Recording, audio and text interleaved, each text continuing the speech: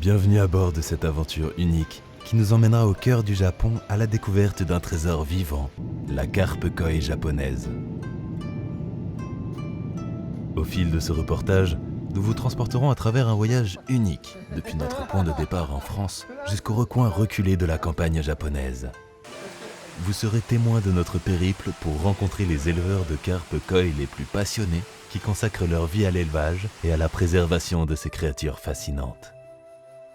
Nous plongerons dans l'histoire millénaire du Japon, nous explorerons ses traditions ancestrales et ses paysages époustouflants, mais surtout, nous nous immergerons dans l'univers secret des carpes koi, symbole de chance, de persévérance et de prospérité au Japon. Préparez-vous à embarquer dans ce voyage extraordinaire où chaque étape révélera une nouvelle facette de la carpe koi japonaise. Suivez-nous dans cette aventure passionnante qui nous conduira à la rencontre de ce trésor aquatique au pays du soleil levant.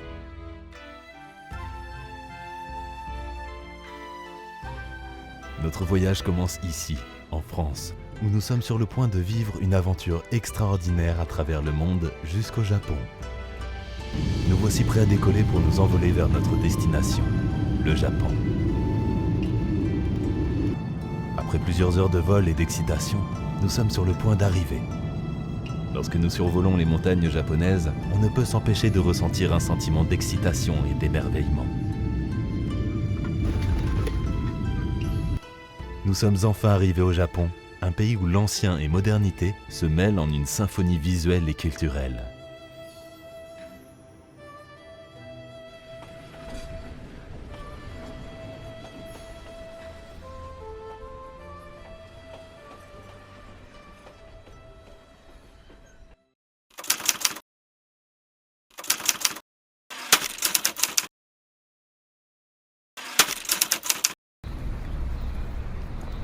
Notre première étape nous mène à Tokyo, une métropole tentaculaire qui incarne la dynamique culturelle et technologique du Japon.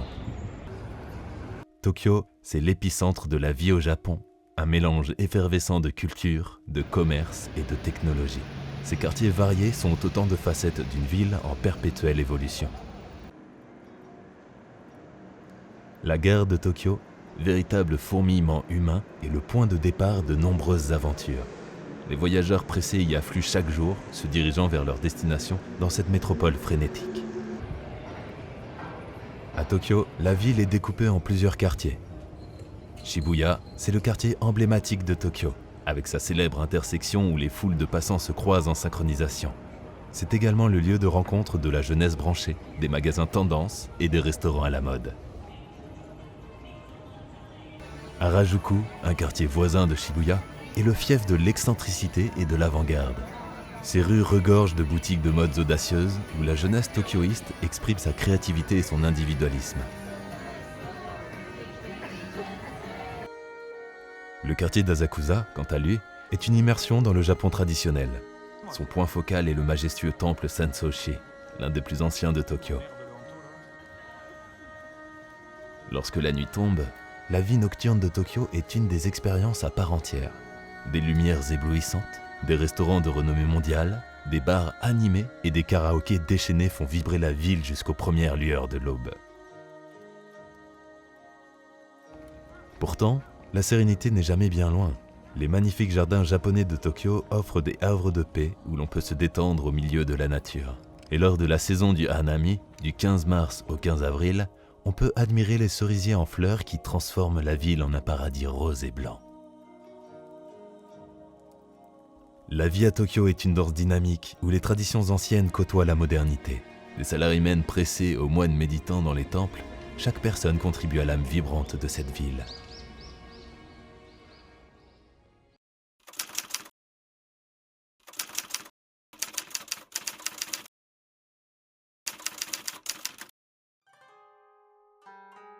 L'histoire de la carpe koi, telle une légende, s'étend sur plus de 2 millénaires, évoquant une épopée fascinante à travers les âges. Pour saisir l'essence de cette créature, remontons le cours du temps, revenons à ses origines, à l'aube de cette aventure aquatique. Au IIIe siècle avant notre ère, dans les eaux pures et cristallines de la Chine antique, la carpe koi prenait ses premiers souffles. Elle arborait alors des couleurs naturelles, loin des teintes vibrantes qui la caractérisent aujourd'hui. C'est au IVe siècle que la carpe koi franchit la mer voyageant des côtes chinoises aux terres nippones. Elle fut introduite au Japon, principalement pour être utilisée dans les rizières, mais également comme complément alimentaire. Au fil du temps, les agriculteurs japonais ont commencé à remarquer des variations de couleurs chez les carpes, donnant naissance à des mutations chromatiques fascinantes. C'est ainsi que les carpes koi ornementales ont vu le jour, élevées pour leur beauté plutôt que pour leur viande.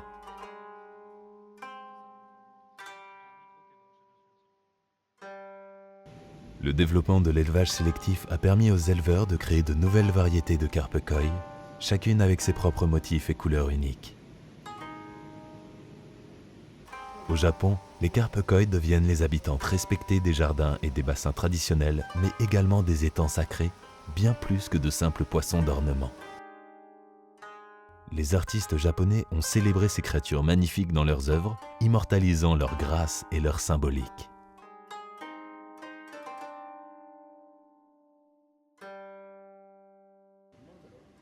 Au fil des siècles, les éleveurs de carpes koi consacrent leur vie à perfectionner ces trésors aquatiques, les choyant, les nourrissant et les chérissant comme des trésors vivants.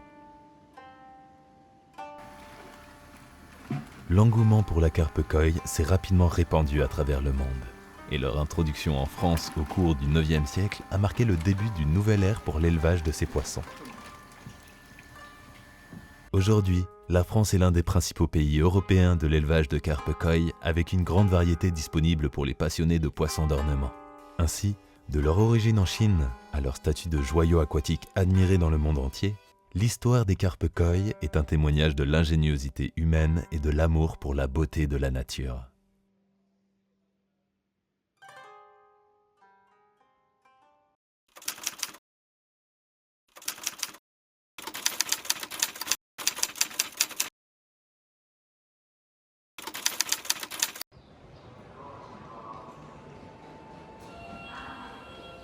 Nous voilà en route pour Ojia, la capitale incontestée des carpes koi, située à quelques centaines de kilomètres au nord de Tokyo.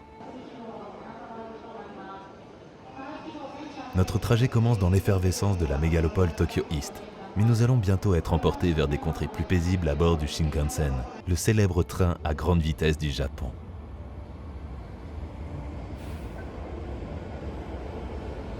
À bord du Shinkansen, nous filons à toute allure à travers les paysages changeants du Japon, passant des gratte-ciels de Tokyo aux vastes étendues de campagne. Le Shinkansen est bien plus qu'un simple moyen de transport. C'est une expérience en soi, une ode à la technologie et à l'efficacité japonaise. Après une bonne heure de voyage, nous voici arrivés à Ojia, une ville nichée dans les collines verdoyantes de la préfecture de Niigata. Géographiquement, Ojia se trouve dans la région centrale de la préfecture, entourée de montagnes et traversée par la rivière Shinano. Démographiquement, Ojia est une ville de taille modeste, avec une population chaleureuse et accueillante. Bien que moins connue que les grandes métropoles du Japon, Ojia est une destination prisée des amateurs de carpes koi du monde entier, attirée par réputation de la ville en tant que centre de l'élevage sélectif de ces poissons extraordinaires. Mais avant de partir à la rencontre des éleveurs, nous faisons un arrêt incontournable au musée du Nishikigoe, un musée entièrement dédié à la carpe koi japonaise. Notre périple ne s'arrête pas là. Nous nous préparons maintenant à explorer la dernière étape de notre voyage, la route de Yamakoshi.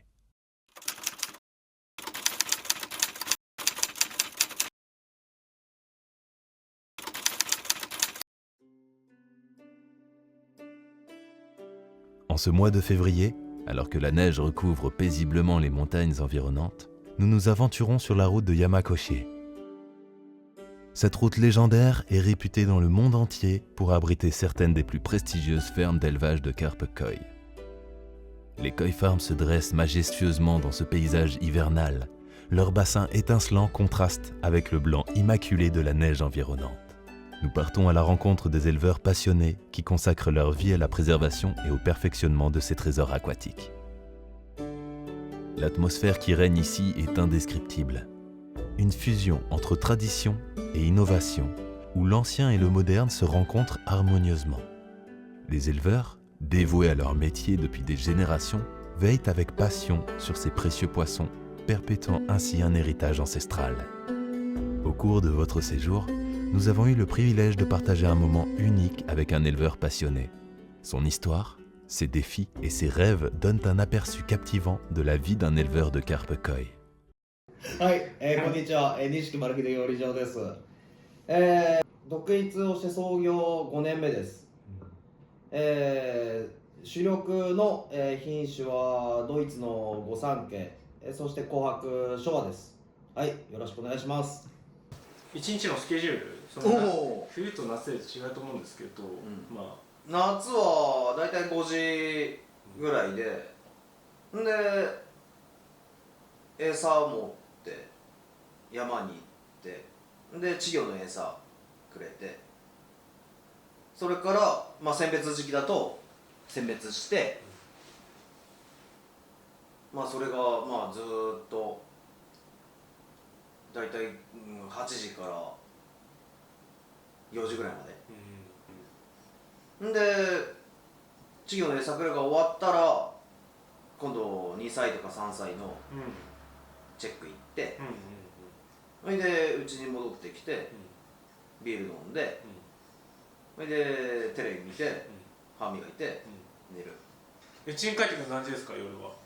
冬は普通に8時に動き始めて、まあ、全部ハウスに入ってるからハウスチェックして、で、まあ、出荷があれば出荷の魚選んで、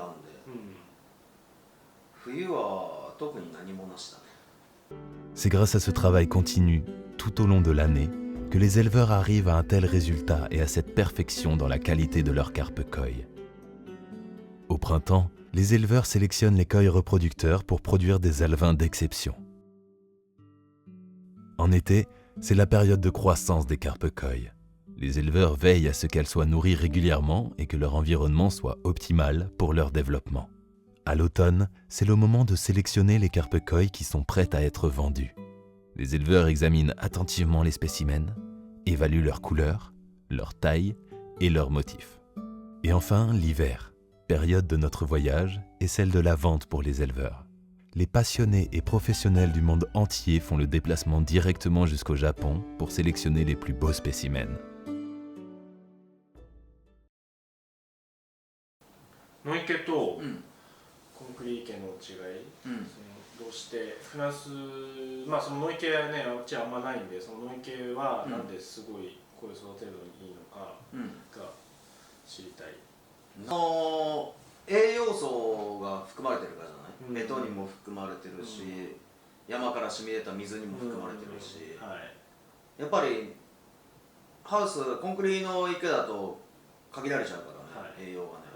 だけどまあ山の方はいろんなミネラルが入ってくるから、だからいいんじゃない、雨降ったり。L'un des points clés de l'élevage des carpes koi au Japon dans cette tradition séculaire sont les mudpond. Ces étangs jouent le rôle crucial dans l'élevage de ces poissons majestueux. L'une des caractéristiques les plus importantes des mudpond est leur source naturelle en argile. Cette argile est essentielle au développement des koi. Comparable à de la boue, elle recouvre le fond de l'étang et contient les minéraux essentiels, en plus de micro-organismes bénéfiques à la santé des carpes koi.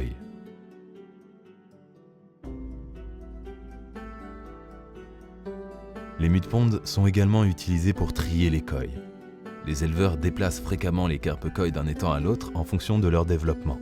Cela permet de regrouper des poissons de taille et qualité similaires. En résumé, les mudpond sont un élément emblématique de l'élevage des carpes koi japonaises. Ils permettent aux koi de se développer dans un environnement naturel, d'intensifier leurs couleurs, leurs motifs et de maintenir leur santé optimale. まあそのなんていうんだろうな、まあ、一昔前とかに比べて、その恋のなんだろうな、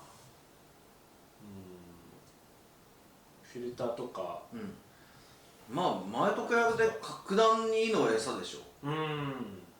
餌の影響は一番大きいんじゃない？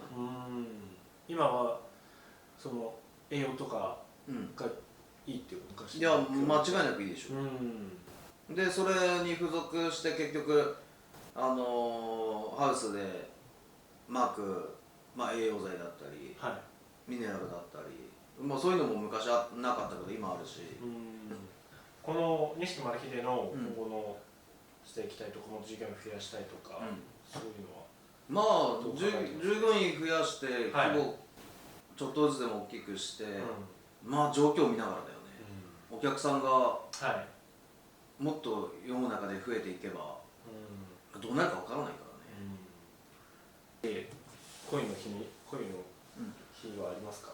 この農業祭ってちょっと普通の品評会と感覚がちょっと違うんだよね。っていうのも新潟の農業祭品評会って、結局自分家の自慢の鯉が出てくるから、お客さんじゃなくて、もちろん賞も大事だけど、ちょっとへんてこりんな模様でもものすごい質が良かったら賞に入るっていう面白さのある生産者向けの品評会。例えば模様の悪い例えばね、菊水だったら全然模様なんか大したことないけど、ものすごい光っててものすごい紅質良くて白地綺麗で、そういうのが出てくるから面白いんだよね。だから俺は新潟の品評会は見てて楽しいと思う。それこそちょっと前までは、今ほら品評会その時期になるといっぱいあるから、もうネタがないっていうのもあるけど、もう農業祭はもうだいぶ前から、ずっと前からあるじゃん。でもそこに付属して何かのオークションがあったり、何かの催し物があって、そこにも魚出さなきゃいけない、ってなると、今度農業祭がレベルが低くなるっていうわけじゃないけど。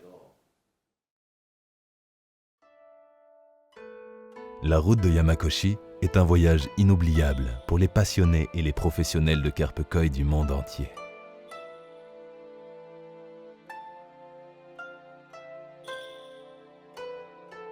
Elle offre l'opportunité de découvrir ces créatures majestueuses dans leur environnement d'origine, de rencontrer les éleveurs passionnés et de rapporter chez soi ces trésors aquatiques.